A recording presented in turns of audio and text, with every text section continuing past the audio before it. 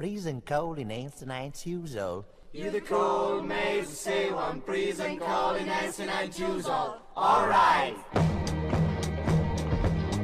Mais c'est un métier de femme par excellence. D'abord, nous sommes menteuses à tous les points de vue. L'homme ne peut pas mentir sexuellement, c'est impossible. Mais la femme peut mentir jusqu'à 99 ans. Les producteurs sont des hommes, les techniciens sont des hommes, les metteurs en scène sont pour la plupart des hommes. Avec un grand metteur en scène et que c'est vraiment le rôle, je le ferais. Mais sinon, je tiens pas spécialement à me montrer sexy dans mes films, non. D'un homme, on dit pas il est mignon, il est charmant, il est gracieux, il pétille. jamais on dit ça.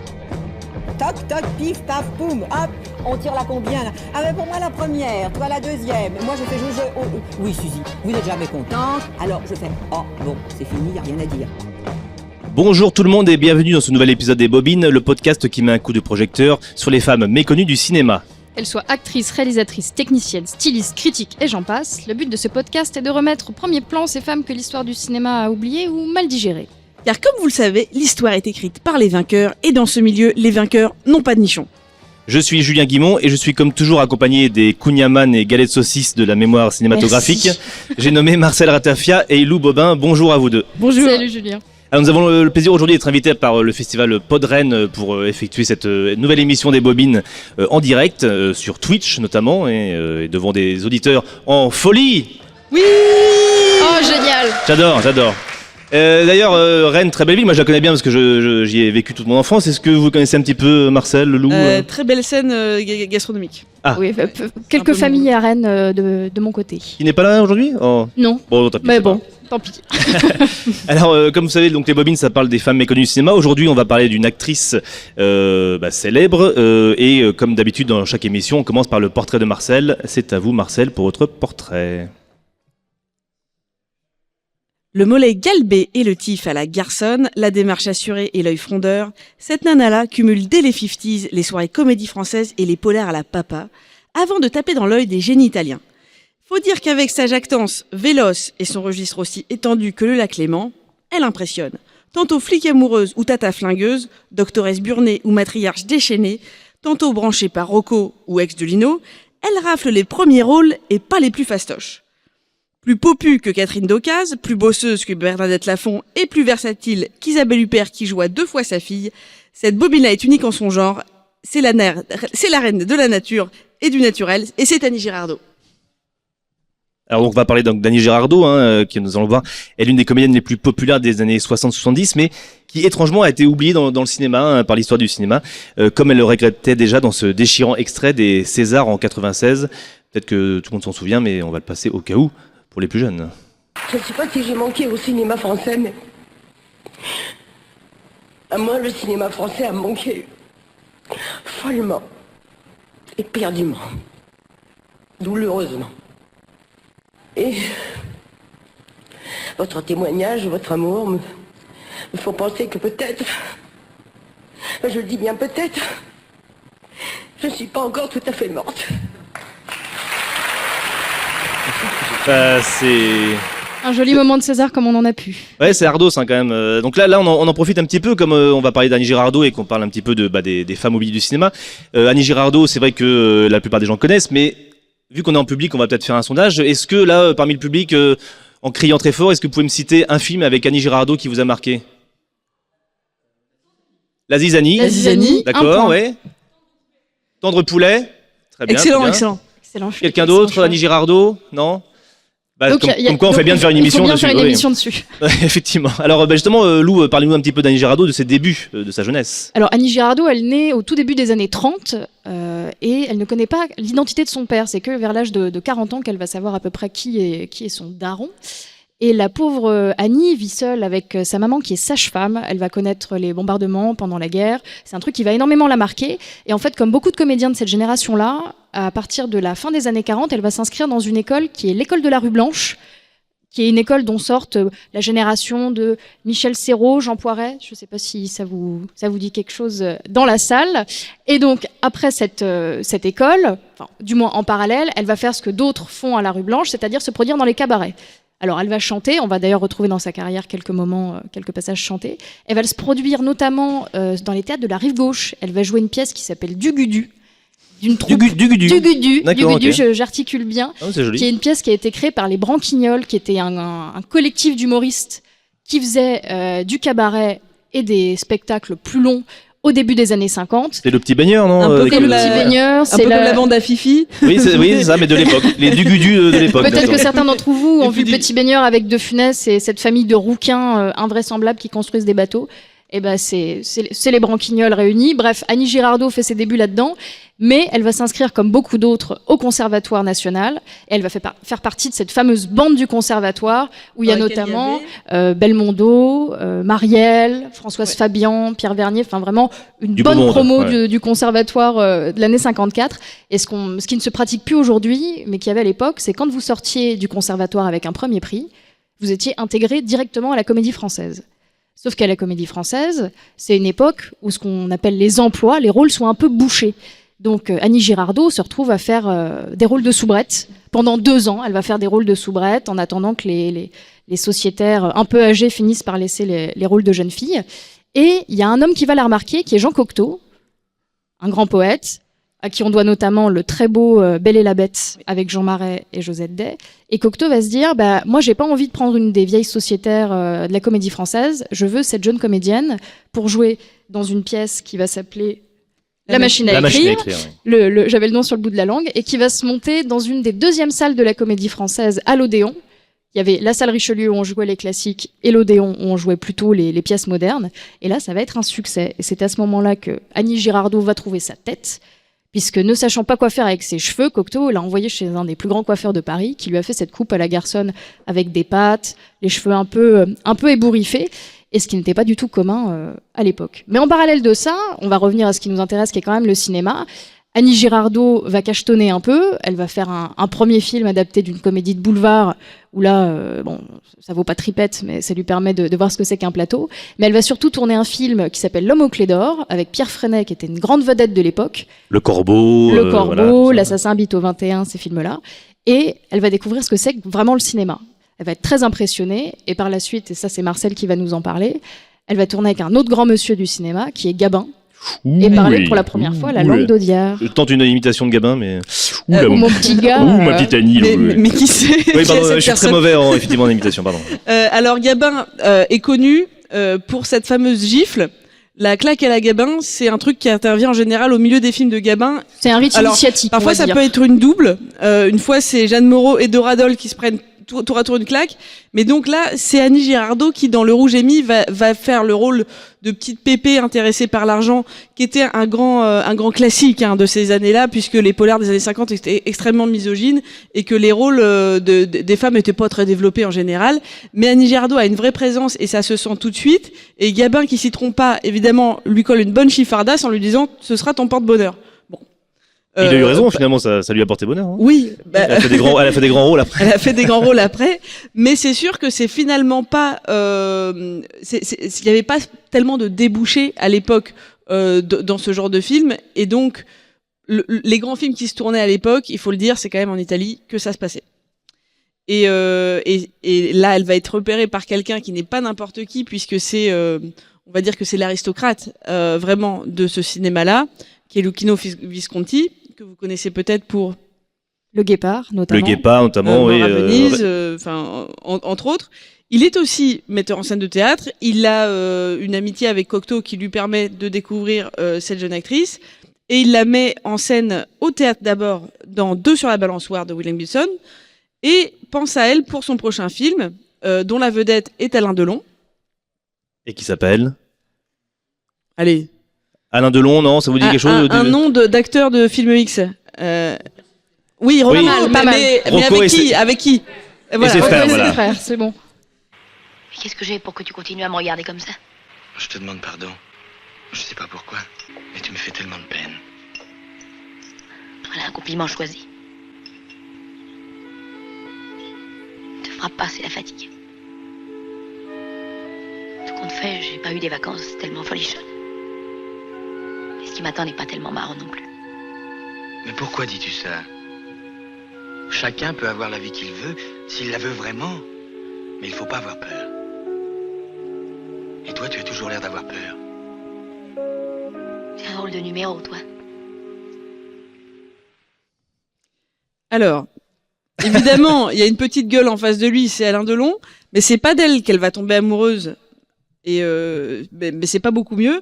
C'est Renato Salvatori, un acteur qui n'a pas laissé beaucoup de traces, à part sur la tête de Dany Girardot. Malheureusement. Malheureusement. Elle va se marier avec lui, elle va avoir une fille, ça va être une relation très violente et elle va assez vite s'habituer malheureusement à ce genre de profil de mec pas terrible.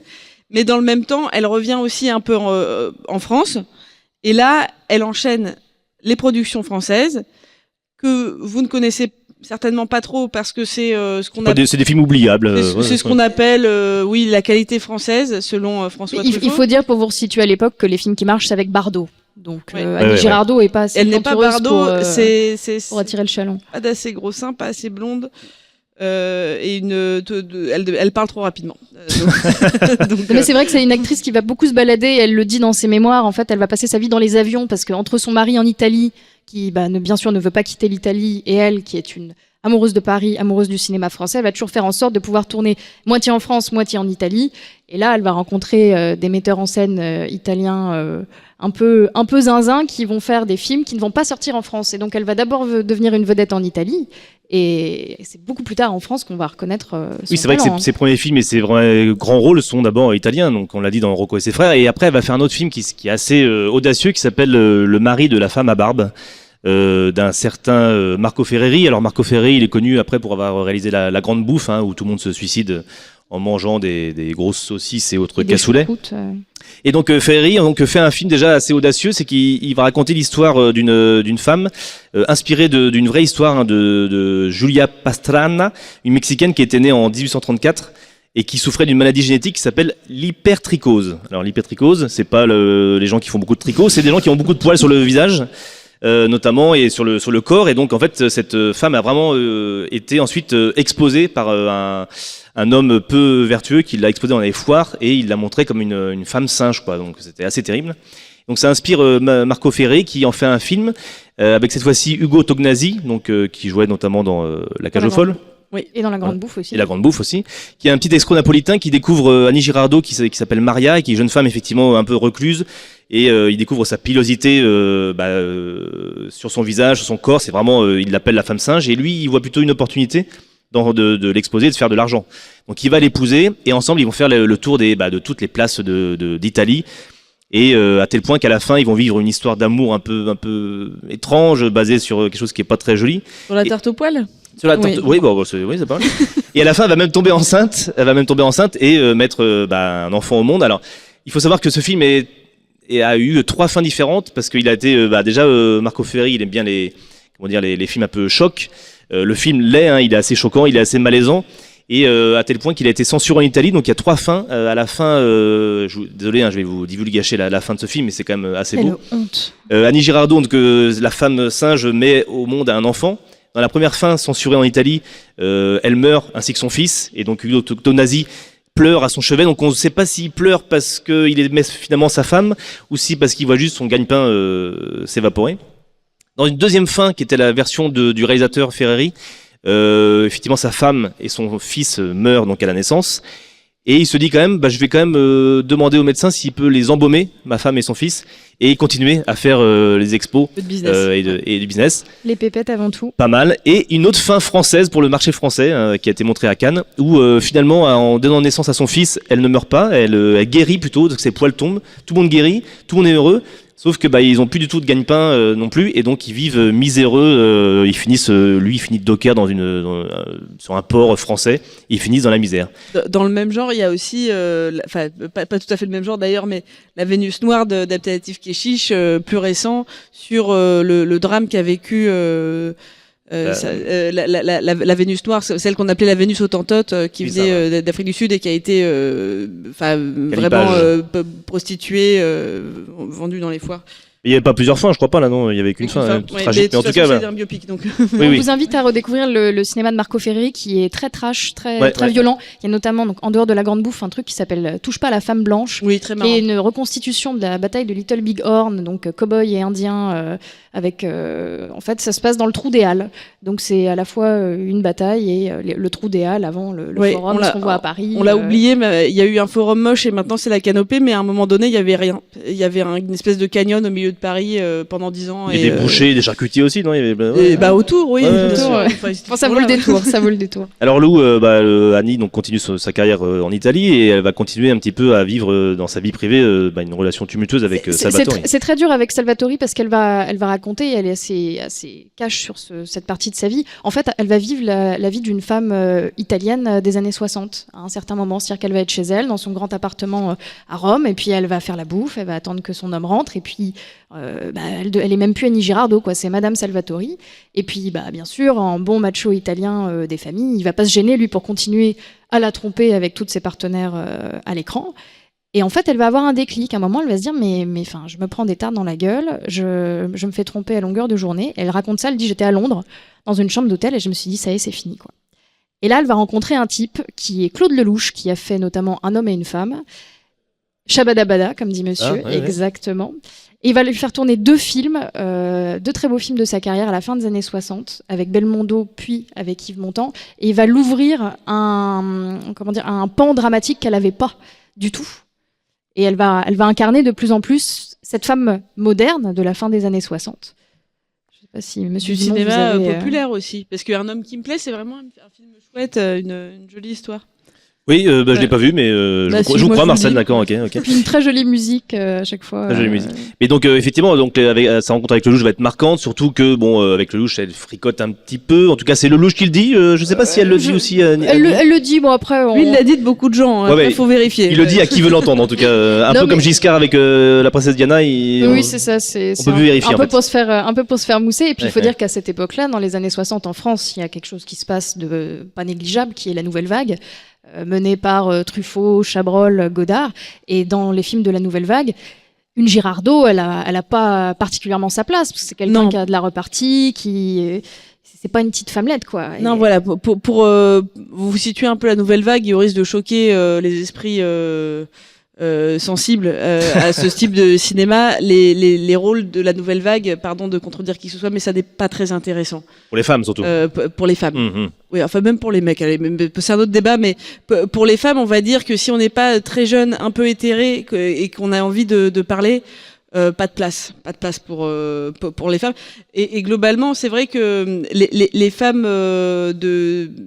les rôles de caractère cadraient mal avec ce genre de scénario, et il y avait des actrices qui étaient un petit peu à la marge, comme Bernadette Lafont par exemple, qui s'est fait une place plutôt chez Nelly Kaplan. Qui avait un cinéma très provocateur comme La fiancée du pirate par exemple, ou chez Chabrol avec Les bonnes femmes, pareil, même ordre d'idée, des rôles de femmes assez ambigus et assez fortes aussi, qui a une grande gueule, ce qui est assez rare. Après, il faut dire que Annie Girardot, quand on vous parle de Lelouch, c'est un peu la deuxième garde de la Nouvelle Vague. Ça fait partie de ces réalisateurs qui ont gravité autour de la Nouvelle Vague. Ils étaient plus ou moins amis, mais ils n'ont jamais fait partie du même club. Donc ça appartient à la même génération de réalisateurs. Mais après, ça n'a pas empêché Annie Girardot de tourner dans un film qui s'appelle Les Gauloises Bleues, qui est bien prise de tête, qui était un film de Michel Cournot, qui était un critique du Nouvel Observateur qui soutenait énormément la Nouvelle Vague. Est-ce que certains d'entre vous ont vu Le Redoutable d'Azanavicius dans la salle ? Le Redoutable avec... Je ne sais pas si vous vous souvenez, dans le film, il y a une scène d'engueulade dans une bagnole entre Godard et Michel Cournot qui devait présenter Les Gauloises Bleues au Festival de Cannes. Et c'est l'année où ils arrêtent le Festival de Cannes. Et ils ont arrêté de fumer. Alors le regard redubitatif de nos auditeurs montre qu'ils ne se souviennent pas de ce film. C'est une scène pourtant qui m'avait bien fait rire. Enfin, en tout cas, Michel Cournot a je me souviens du zozotement de Louis Garrel, mais non, c'était un bon film. Ah oui, d'accord. Non, mais donc oui, Cournot en tout cas, ne percera pas la Nouvelle Vague. En 1971, un film qui fait bondir l'opinion publique, qui rappelle un peu l'histoire de notre président avec. J'ai pas fait le parallèle effectivement, mais ça s'appelle effectivement Mourir d'aimer. Non mais faut assumer après Marcel. Hein. Mourir d'aimer d'André Cayatte, où effectivement ça reprend le drame de Gabriel Russier qui avait défrayé la chronique dans les années 60, fin 60. Fin 60, post 68. Des profs de français, mariée avec des enfants et qui est tombée amoureuse de son élève qui avait. Elle n'était pas mariée avec des enfants, elle était mariée virgule avec des enfants. Ouais. Et sauf que là, elle a effectivement une histoire avec un élève qui était Il y a une mineur. très jolie chanson d'Aznavour aussi, Mourir d'aimer, Oui, je continue mes imitations. Les imitations, c'est pas mal. Mourir d'aimer. Ce qui a valu à Girardot une jolie lettre de François Truffaut, donc il ne l'avait jamais contacté pour un rôle, et qui lui a dit « Vous êtes très mauvaise, ce film est une honte ». Donc, c'est vrai que le film avait fait scandale parce il prenait en fait un peu parti ce qui a été ça a divisé la France en deux. Hein, elle a fini par se suicider quand même. Elle s'est suicidée, effectivement. La vraie, c'est suicidée. La vraie, mais cette histoire de prof qui sort avec son élève dans les années 60 où on prône, enfin la fin 60 où on prône la liberté de penser, la liberté sexuelle et tout. Face à effectivement à une France pompidouienne, voilà. Pompidolienne. Comment Pompidolienne. Bon, voilà. Et c'est un film assez beau, mais le film prend un peu parti effectivement pour le cas de la professeure. Et donc ça a fait scandale à l'époque. Et le film en lui-même n'est pas incroyable, je vous le conseille pas et c'est pas fou. L'histoire est plus intéressante et c'est que ça montre aussi que Annie Girardot ferait quand même prendre un risque dans sa carrière, qui est encore assez jeune, de soutenir ce film-là. Et elle va pas s'arrêter là, puisqu'elle va faire plusieurs films avec André Cayatte. André Cayatte, c'est un ancien avocat qui a un cinéma un peu conventionnel, mais assez engagé. Par la suite, elle va faire un film qui s'appelle Docteur Françoise Gaillan, sur une femme médecin qui a des amants, un mari, des enfants, qui clope beaucoup et qui va avoir un cancer. Et donc, on suit le parcours de cette femme atteinte d'un cancer du poumon, ce qui va lui valoir son premier César. Et puis elle va tourner dans un film que je vous invite à redécouvrir, qui est assez bizarre, qui s'appelle Juliette et Juliette, de Remo Forlani, où c'est grosso merdo Marlène Jobert et Annie Girardot qui décident de monter un journal féministe qui s'appelle Femmes en colère. Et Marlène Jobert, dans le film, est mariée à Pierre Richard, qui est un boxeur raté. Qui vit chez ses parents. Étonnant. Qui vit chez ses parents. Je vois monsieur qui rigole, mais je vous assure que c'est vrai. Qui vit chez ses parents qui sont bretons, qui ont donc une crêperie bretonne à Montparnasse. Normal. C'est bien connu, comme n'importe quel breton. Et c'est un film très bizarre, très 74. Très 74, très militant, et en même temps des gens dans des rôles complètement à contre-emploi. Mais ça va être une vraie déception pour Annie Girardot, parce qu'elle va le financer, le film. Et bon, si vous n'en avez pas entendu parler, c'est normal, c'est parce que lui, il est vraiment tombé dans les oubliettes. Mais en tout cas, pour Pierre Richard en boxeur, il faut le faire. Et il y a un autre, oui, c'est vrai que ça doit être pas mal à voir. Il y a un autre film aussi qui est très intéressant dans ces années-là, c'est Traitement de choc de Alain Gessua, qui est un réalisateur français qui a fait des films assez osés, notamment. Des films un peu d'horreur parfois. C'est toujours des films un peu politiques, un peu complotistes. Pas complotistes, mais en tout cas paranoïaques, on va dire. Et là, c'est un film avec effectivement Alain Delon. Ne tapez pas dans le micro comme ça. Elle retrouve Alain Delon. Elle retrouve Alain Delon dans cette clinique en fait où Alain Delon joue un docteur, et c'est dans une clinique où effectivement on a l'impression qu'on rajeunit de plus en plus dans cette clinique, et je vous dirai pas la suite. Mais c'est un peu comme de Substance. Un peu comme de Substance, un peu comme Soleil Vert. Il y a des trucs qui sont un peu louches qui se passent derrière, voilà. Et dedans, Alain Delon est un médecin qui, dans une scène assez mythique, effectivement, gifle très fort Annie Girardot dans cette scène. Mais on en reparlera un peu plus tard. Oui. Elle s'est pris quelques baignes, la mère Girardot. Elle s'est pris quelques baignes à l'écran, apparemment. Les mains en l'air! T'as vu ta porte? C'est un début, je casserai tout. En attendant, tu salopes mon parquet. Patin. J'ai dit les mains en l'air! J'ai dit patin! Est-ce que tu peux être pétardière? Alors ça, on a reconnu. Non, je sais pas s'il y en a qui ont reconnu dans la salle ce que ça pouvait être comme. Ah oui. C'est Bernard Blier, excellent. Effectivement, excellent donc qui dit Bernard Blier dit Audiard, bravo monsieur. Alors, effectivement, c'est Audiard. Évidemment, on a compris avec ce qu'on a dit précédemment qu'elle était Alès Blaise dans le mélo pas trop cucul à praline, mais aussi dans le film d'action un petit peu burné. Et du coup, ce qui fait que, évidemment, elle tape dans l'œil de Michel Audiard, qui aime bien les rombières qui ont de la gueule, comme Françoise Roset, par exemple, qui a joué dans le Cave se rebiffe. Oui, dans le Cave se rebiffe. Enfin, qui a une carrière extrêmement longue, mais qui a fait des rôles de matriarche un peu dur en affaires chez Audiard. Ginette Leclerc, Marlène Jobert, Mireille Darc, qu'on connaît un peu pour Les Barbouzes, et aussi pour la série Terre Indigo, que certains ont peut-être vu. Oui, je vois des longues après-midi des années d'été. 90. Oui. C'était beau ça. Et alors, son étonnant premier rôle chez Audiard, ça va être elle boit pas, elle fume pas, elle drague pas, mais 3 petits points, elle cause, ce qu'on apprécie, qui aura une suite, elle cause plus, elle flingue. Plus expéditif. C'est ce que vous avez entendu là il y a 2 minutes. Ouais. Mais alors le gros succès populaire, elle va le valoir à De Broca, fort des succès par exemple de L'Homme de Rio, du Magnifique, etc. Lui, il pense à un duo assez original, Annie Girardot en inspectrice, Commissaire même. En commissaire de police aux méthodes un peu expéditives, et Philippe Noiret en intello. En pantalon en velours. Velours côtelé avec du velours côtelé avec des mocassins. Philippe Noiret, il le porte très bien, Philippe Noiret. Et qui va se faire embarquer dans une aventure, si vous voulez, c'est un peu comme L'Homme de Rio, mais elle joue Belmondo et lui joue Françoise d'Orléac. Donc très sympathique film qui s'appelle Tendre Poulet, puisque c'est une rom-com sauce poulaga.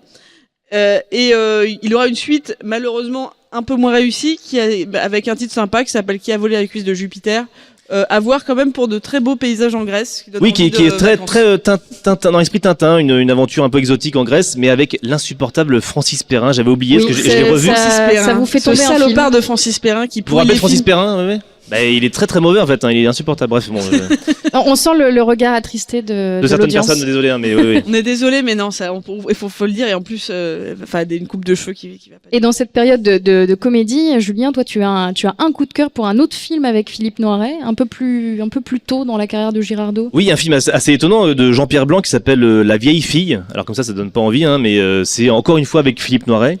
Et c'est Philippe Noiret qui se trouve un petit peu à cause de sa voiture qui tombe en panne. Il se retrouve dans un petit hôtel de balnéaire, je ne sais pas trop où c'est, peut-être en Bretagne d'ailleurs.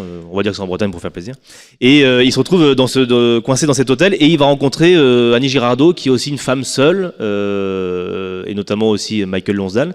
Et entre eux mais c'est une femme qui est assez rétive, assez asociale, et il va être séduit quand même par elle, par sa beauté et par sa timidité, et les deux, il va y avoir une histoire d'amour qui va se créer entre les deux. C'est un film très étrange, comme on disait avec Lou, il ne se passe rien dans le film. C'est ce qu'on vous parlait de traitement de choc en version film militant. C'est un peu l'autre penchant de la carrière de Girardot. C'est des films où il se passe rien, mais en même temps vous pouvez pas décrocher vos yeux. Enfin, on est happé par l'ambiance. C'est des films d'ambiance, on va dire. Et puis c'est surtout un duo magnifique. Enfin, il y a eu peu de duos d'acteurs. Je ne le savais pas, mais c'est vrai qu'il est pas assez connu. Mais ce duo d'acteurs Philippe Noiret Girardot marche d'enfer. C'est un regret pour Annie Girardot, qui espérait d'ailleurs avec Philippe Noiret faire un 3e film avec Philippe de Broca. Après, donc on a dit Tendre Poulet et La cuisse de Jupiter. Et en fait, de Broca, il les trouvait trop vieux. Il leur a dit avec très peu de tact. Et ça a été une vraie blessure, et elle en parle à plusieurs reprises dans ses mémoires en disant mais en fait il avait de l'or dans les mains, et les gens nous voyaient un peu, ça c'est la vie de Girardot, comme les couples de comédie romantique des années 30, Cary Grant, Catherine Hepburn, ce genre de... Ça avec tout mon respect, Philippe de Broca, pour tourner toutes ces bouses dont il nous a farci la tête dans les années 80 avant de revenir un peu à sa superbe avec Le Bossu, c'était pas la peine. Il valait mieux des vieux. Ça a mal vieilli. Non, c'est pas vrai. Non. Alors, elle a fait donc pas mal de comédies, notamment une qui vous a particulièrement, qui a retenu votre attention, Lou, c'est qui s'appelle Erotissimo, je crois. En effet, Julien, il y en a une qui a retenu mon attention. Alors, peut-être que vous ne le savez pas, mais j'ai une passion pour les nanars. Donc, c'est ces mauvais films qui, d'une façon ou d'une autre, finissent par atteindre le sublime. Alors, le choix, pourtant, n'a pas été facile. La carrière d'Annie Girardot est jalonnée d'ovnis. On vous a parlé notamment des Audiard. Mais Audiard, je me refuse catégoriquement à le classer, puisque son cinéma appartient à quelque chose d'un peu extraterrestre. Ah bon? Mais c'est... Si, il faut les voir, mais ce n'est pas un nanar, je m'y refuse. Mais c'est donc au hasard des années 70, de Jean-Yann et de ma passion pour le orange, que je suis tombée sur le fantastique Erotissimo de Gérard Pires. Pour vous resituer, Gérard Pires, il a commis entre autres Fantasia chez les Ploucs et Taxi. Taxi. Vous avez un 2, 3, 4, 5. Parce qu'après, il y a eu Gérard Krasvik, mais il a fait que le 1, je crois. Il a fait que le 1. Enfin, en tout cas, vous voyez un peu le topo. Alors, l'histoire, comme souvent, tient sur un papier à cigarette, pour ne pas dire autre chose.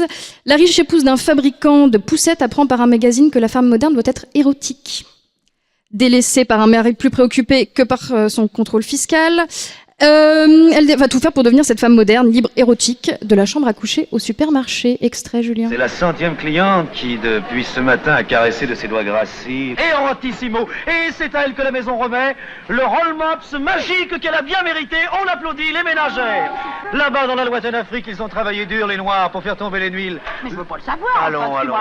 Erotissimo. Oui, monsieur, oui, monsieur. L'huile qu'il vous faut, Mais c'est pas l'huile qu'il me faut du tout. Il me faut rien du tout, monsieur. Elle l'a dit. Erotissimo, l'huile vierge.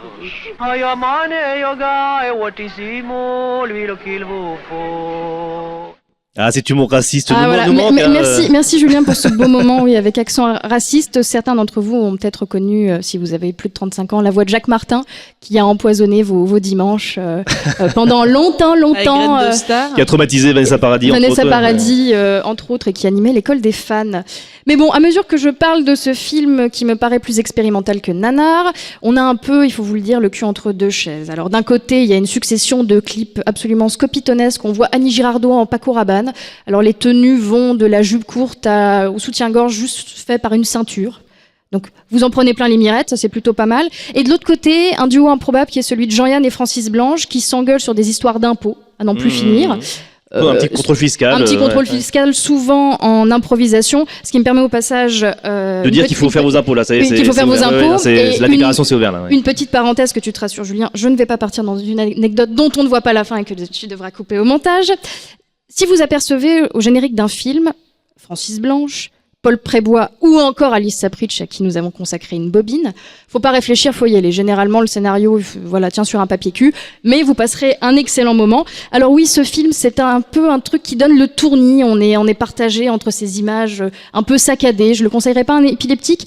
Mais... Non, c'est un peu psychédélique. Je pense que le Pires a été consommateur de LSD, je pense. Hein. C'est voilà, sûr. C'est un peu comme on dit au Centre Pompidou, c'est une expérience cinématographique. Non, mais on en prend plein les mirettes. Et puis il y a quand même quelque chose qu'il faut signaler dans les nanars, et c'est pour ça que ça marche. Alors déjà, une volonté de faire un cinéma qui va pas durer. Donc on s'en fout. On met tout le monde, on tente tout. La musique est de Michel Polnareff. On voit Serge Gainsbourg. Moi, je vous dis, que demande le peuple? En plus, le film est disponible dans la collection. Alors, je l'ai noté parce que sinon, j'allais pas le retenir. Rire et fou rire. Alors, moi, je ne le laisserai pas passer. Très bonne collection. C'est quand Rire et Chanson a voulu sortir ses DVD. Ses DVD, voilà. Donc, non. Donc, c'est quand même, on a vu, donc c'est quand même une belle décennie, les années 70, merci Lou, pour la comédie notamment. Mais après, il va y avoir une petite traversée du désert dans les années 80, Marcel. Eh ben oui, parce que il n'y a pas toujours des bonnes idées dans la comédie musicale. Ah non, vous avez peut-être quelques exemples en tête. Annie Girardot va en être victime puisqu'elle va rencontrer Bob Decou, que vous ne connaissez pas puisque ça n'est pas Plamondon, mais il était parolier et compositeur, un petit peu sur les bords. Un petit peu quoi? Un petit peu louche. Ah oui, louche. Comme souvent les mecs Chelou, qu'elle a recrutés pour mettre dans sa vie, et ils passent du temps ensemble. Et là, il se dit, mais tu serais géniale, ma chérie, dans une comédie musicale qui s'appellera Revue et corrigée, mise en scène avec Catherine Lara. Catherine Lara, le violoncelle, pas le violon même tout court. Hein. Des costumes signés, la roqueuse de diamant, des costumes signés Jean-Paul Gaultier quand même. Et ce musical est un échec, c'est un énorme four qui ruine l'actrice qui s'est investie dans ce spectacle et qui déjà taquine un peu la boutanche. Et là, ça va être l'alcool, la drogue, enfin les années 80, c'est l'enfer pour Annie Girardot. Mais oui. Il est marrant, bonhomme là. Bonhomme. Il dit merci quand il se mouche. Il fait pipi quand il se douche. Waouh. Ah oui. Ouais, quand même. Bonhomme. Mais le pire, c'est que à force d'avoir écouté un peu cette chanson, j'aime bien. Hein. Il y a un petit son que j'aime bien d'ailleurs. On vous disait qu'elle chantait. Il y a des bonnes rimes et tout, non? C'est pas mal. Donc Bonhomme, c'est un extrait de cette comédie musicale de Bob Decou. Effectivement, elle avait tout l'argent pour sauver notamment le Casino de Paris. Hein, c'était pour ça aussi qu'ils avaient et donc ils se sont dit qu'ils allaient faire ça. Ça a été un échec cuisant. Elle a été ruinée. Déjà qu'elle avait subi pas mal de violences dans sa vie privée, notamment on l'avait vu avant. Bob Decou, son nouveau compagnon, était gentil. C'est ce qui l'avait attiré chez lui. Il était pas méchant. C'était un escroc, mais pas méchant. Et contrairement, effectivement, on n'a pas évoqué, mais Bernard Fresson. Bernard Fresson, que vous avez peut-être, vous en rappelez peut-être dans Max et les Ferrailleurs, il a pas mal tourné pour French Connection aussi. Oui, c'est vrai. Les Galeries de Pont-Aven. Mais oui, c'est vrai. Et oui, pour les Bretons. C'était son compagnon, et effectivement, à l'époque où elle vivait, elle, dans son quasiment hôtel particulier Place des Vosges. Avec lui c'était une relation plus que violente, hein. Il la tabassait. C'est-à-dire que ça, je crois qu'elle l'a laissée pour morte quand même. Oui, quasiment. Ouais. Mais c'est-à-dire elle s'est toujours trouvée dans des relations ouvertes, mais que pour les mecs, quoi. Parce que dès qu'elle prenait le thé avec quelqu'un, se faisait arracher la gueule. Et il y a même une fois effectivement où elle se gênait plus, hein. Elle avait des amants et elle s'en fichait. Parce que justement, elle disait pourquoi pas moi. Et une fois, effectivement, elle avait un amant. Bernard Fresson arrive chez elle, il tambourine à la porte. Il est sûr qu'il y a un amant chez elle.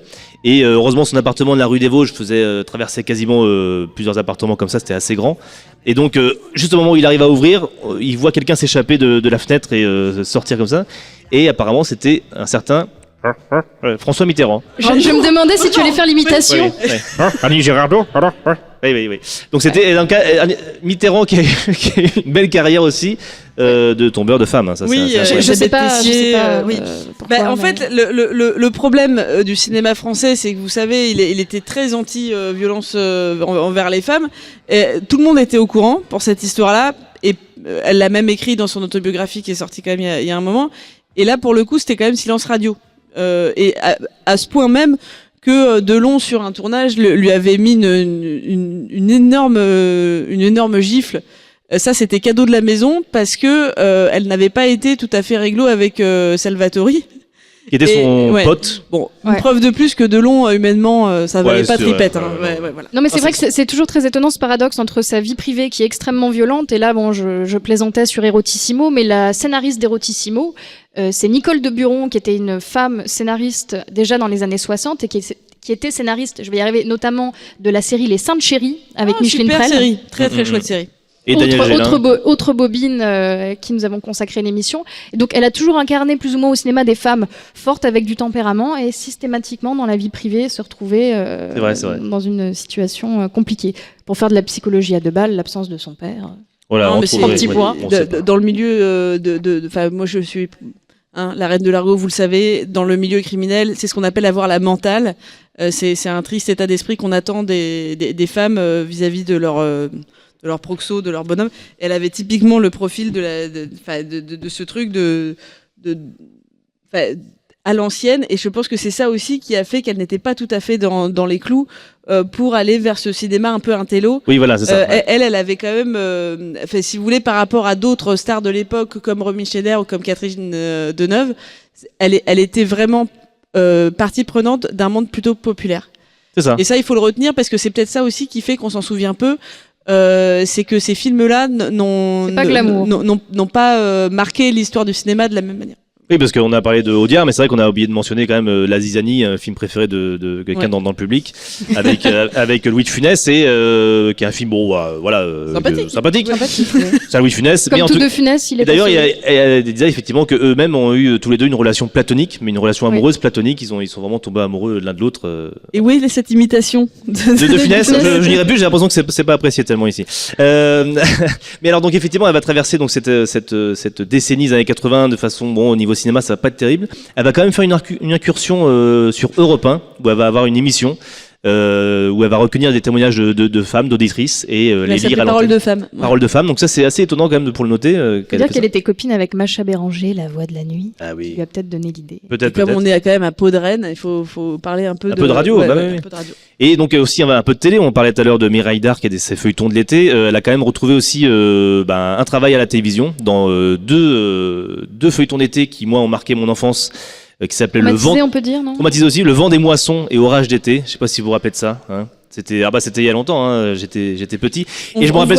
Les réfligés du public. Certains s'en souviennent. avec notamment l'Institut Gérard Klein, Elisa Servier, donc Annie Girardot, et surtout la méchante qui était Patachou. Je sais pas si vous vous rappelez. La chanteuse qui chantait Maman Papa avec Georges Brassens. Mais dans un fauteuil roulant, elle était d'une méchanceté. Pour moi, j'ai cette image de Patachou qui a ruiné mes nuits d'enfance. Toutes ces séries sont à retrouver d'ailleurs sur Madeleine Ina.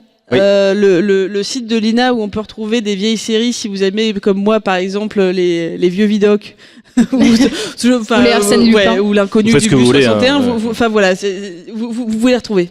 Donc après, il va y avoir quand même les années 90 et là, elle va se relever un petit peu difficilement de ses échecs, Annie, mais c'est grâce encore une fois à Claude Lelouch qu'elle va remonter un petit peu la pente ou en tout cas être de nouveau dans la lumière, parce qu'il va l'embaucher pour une scène dans Les Misérables, sa version des Misérables en tout cas. Hein. de Lelouch, avec notamment Belmondo. Bah oui, c'est Bébel. Et Michel Boujna. Ouais. Et donc effectivement, Annie Girardot, il va la rappeler parce qu'il sait qu'elle est un peu en difficulté. Elle a pas envie. En plus, elle est dans une période où effectivement, physiquement, elle a subi quand même toutes ces années de drogue, d'alcool, de tout ça. Donc ça a eu un impact sur elle. Elle commence vraiment elle veut pas le faire. Et puis Lelouch lui dit, ah si, allez, fais la scène et après tu te casses. Et donc en une prise, elle va faire cette scène mémorable face à un Boujna médusé qui lui vaudra donc le César du meilleur second rôle. Donc en 96. C'est ce qu'on a entendu en tout début d'émission. En tout début, où effectivement elle fait ce cri déchirant où elle dit j'espère que pour vous je ne suis pas encore tout à fait morte. Enfin, peut-être que c'est ça. Bon. Oui, parce qu'on oublie de le dire, quel talent. Enfin, je veux dire, le talent d'Annie Girardot, c'est vraiment une nature. Donc elle a son tempérament, on la reconnaît, mais elle a un naturel incroyable. Et d'ailleurs, je pense que vous pouvez. On a cité pas mal de films bizarres, mais il y a aussi des films normaux et que vous pouvez regarder. Et vous allez voir, elle est assez saisissante parce que elle ressemble à. Enfin, on peut s'identifier. Ça, c'est un côté populaire, c'est vrai. Et oui. Mais oui, c'est pour ça qu'elle marque peut-être moins dans certains rôles, c'est que c'est quelqu'un qui a un peu traversé nos vies, on peut dire, public français. Et comme c'est un peu la bonne copine qu'on croise en prenant le bus, et ben elle a pas eu son parce film culte. Elle n'avait pas opté pour le glamour ou pour le. Et pourtant. C'est vrai. Et donc, mais heureusement, comme souvent pour des actrices qui ont un peu passé, faut savoir qu'on l'a vu ça, mais la date de péremption d'une actrice c'est autour de 30 ans dans le cinéma. Elle a effectivement, elle a atteint déjà la quarantaine, mais elle va trouver quand même un retour au théâtre, Lou, ensuite. Oui, tout à fait. Alors Annie Girardot, elle a commencé, donc on le disait plutôt au théâtre, à la Comédie Française. Elle a fini comme beaucoup de gens à cette époque-là par partir de la Comédie Française, qui était un peu comme une prison, c'est-à-dire que vous pouviez pas tourner au cinéma comme vous vouliez, donc elle claque la porte. Elle a fait plusieurs pièces qui n'ont pas très bien marché. Il faut dire qu'elle avait pas trop de chance pour le théâtre, mais au carrefour des années 70, elle va tomber sur une pièce que peut-être certains d'entre vous ont vue puisqu'elle l'a énormément reprise, qui s'appelle Madame Marguerite.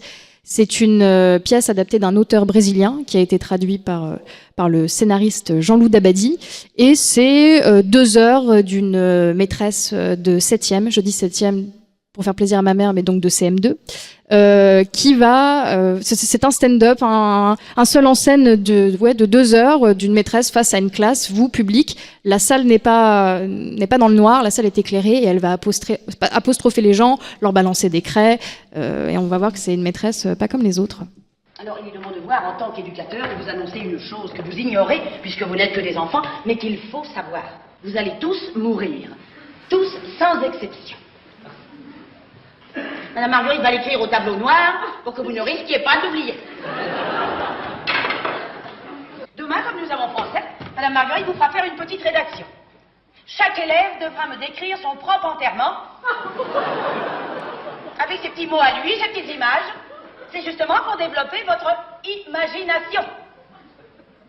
Donc c'est vrai que c'est quand même elle y va et elle prend beaucoup de plaisir. On le voit sur scène. Il y a je crois que le spectacle entier est disponible sur YouTube, donc on peut le voir. Et les gens se marrent, ouais. Les gens se marrent et elle s'est retrouvée confrontée à un problème qui est souvent le metteur en scène, parce que le metteur en scène voulait que ça soit une prof très sexy, porte-jartel, talons hauts. Elle a dit non. Enfin vraiment, elle l'a envoyé chier. Elle a joué ça avec des baskets, des chaussettes jaunes jusqu'en haut du genou, une grande robe un peu mal foutue. Enfin vraiment, elle s'est mochifiée. Un peu des chiens, quoi. Ouais. Un peu ambiance des chiens, et en fait c'est une pièce qui a extrêmement bien marché, et c'est un peu ce qu'elle reprenait quand elle sentait que ça n'allait pas, et elle l'a joué jusqu'au début des années 2000, et il va lui arriver quelque chose qui malheureusement arrive aux acteurs qui donnent énormément d'eux sur scène. Elle va être diagnostiquée avec un Alzheimer, et donc elle va pouvoir faire encore une tournée de Madame Marguerite avec une oreillette.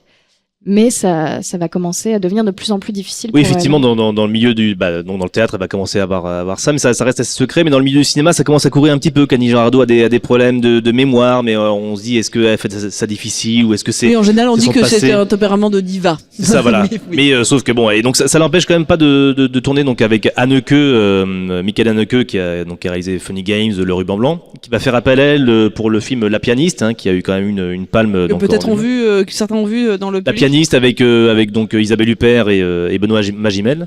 Et donc dans ce film, elle joue la mère d'Isabelle Huppert quelques années après avoir déjà joué sa mère. Dans Docteur Françoise Galland, pour la 2e fois, la mère d'Isabelle Huppert, qui d'ailleurs n'a pas dit grand-chose sur Annie Girardot. Isabelle Pas Huppert. grand chose sur C'est vrai, mais en tout cas là dans La Pianiste, bon c'est Anneke, donc c'est un peu moins marrant et bon, c'est un rapport très conflictuel entre une mère et sa fille qui... Oui, c'est une mère tordue, humiliante, mère tordue et une violente. fille tordue aussi. Enfin le film est tordu de toute façon, hein, il est très bizarre. C'est du Anneke. Mais en tout cas, c'est vrai que Girardot c'est un de ses derniers grands rôles.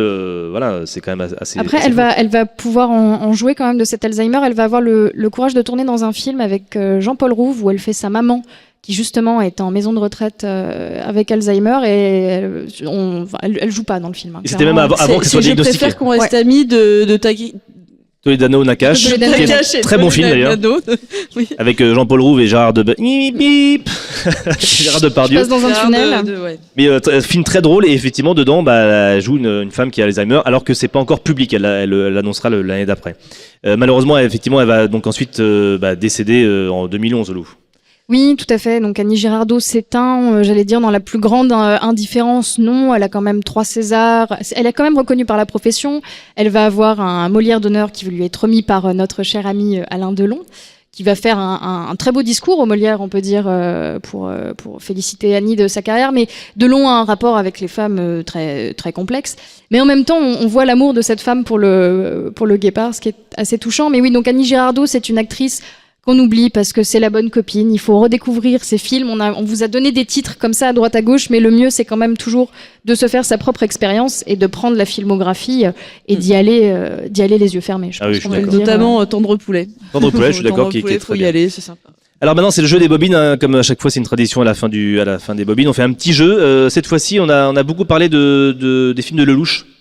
Et vous savez, les films de Lelouch ont souvent des titres un peu à l'emporte-pièce des fois, donc Partir revenir, Vivre pour vivre, tout ça pour ça. Tu fais jouer le public. Je vais faire jouer le public aussi, bien sûr. Oui. Donc là, en fait, je vais vous proposer une liste de films de Lelouch et à vous de me dire si ce sont des vrais films de Lelouch ou pas, en fonction avec le titre et le casting.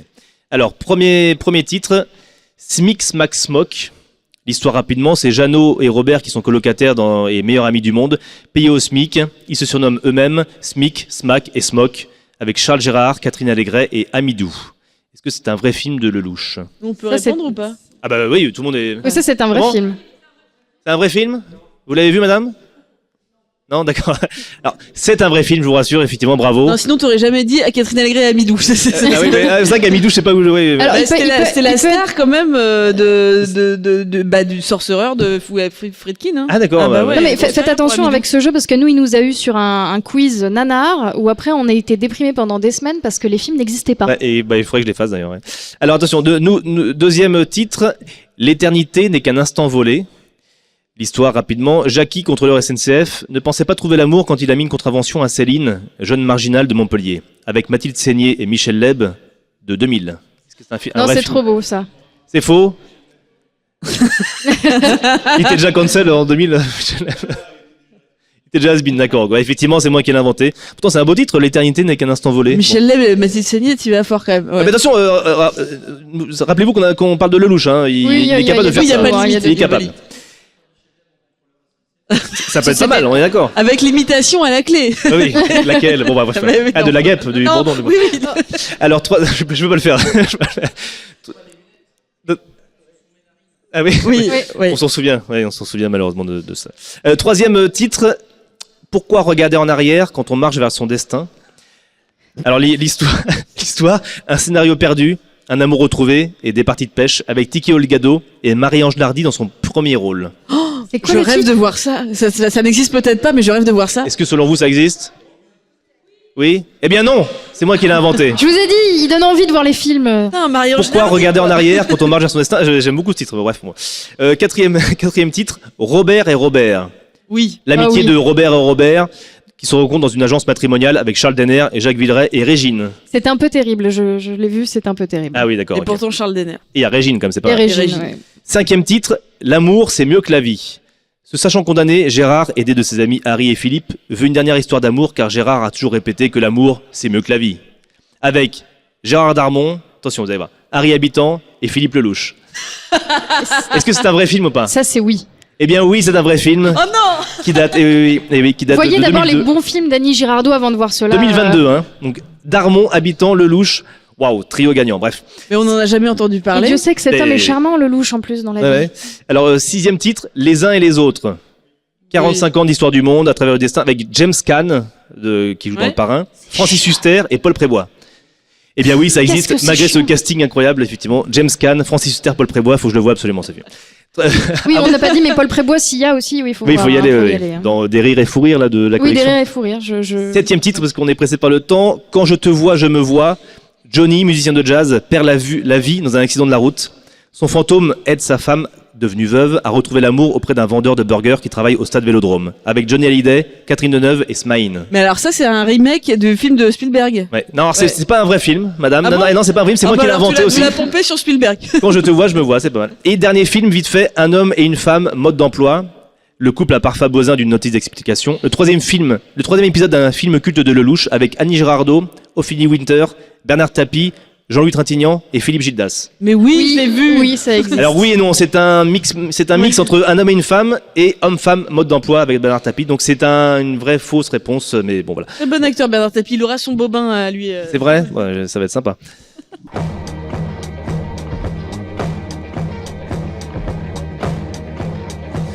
Merci à tous, merci au public d'être resté pour les bobines, hein, c'est très gentil à vous. Merci. Vous avez été un public super. Merci à Pau de Rennes de nous avoir accueillis pendant cette 7 heures. Un grand merci. Voilà. Oui, mais alors, si vous êtes intéressé par les bobines, les autres portraits, on vous parlait de Sapridge, de Micheline Prel. Marcel, où est-ce qu'on retrouve tout ça ? Sur Deezer, Spotify, Apple podcast, sur YouTube aussi. sur le tube, comme dirait Marcel. Effectivement, on a toutes nos émissions et donc n'hésitez pas à nous suivre également sur Instagram. Et n'oublie pas qu'immédiatement, c'est l'heure de la pause déj. Ah oui, et ça, c'est la pause déj, c'est le moment le plus important et le plus attendu de tout le public ici, c'est la pause déjeuner qui apparemment sera excellente. C'est ce qu'on m'a dit. Merci à tous et puis à bientôt alors. À bientôt. Ciao.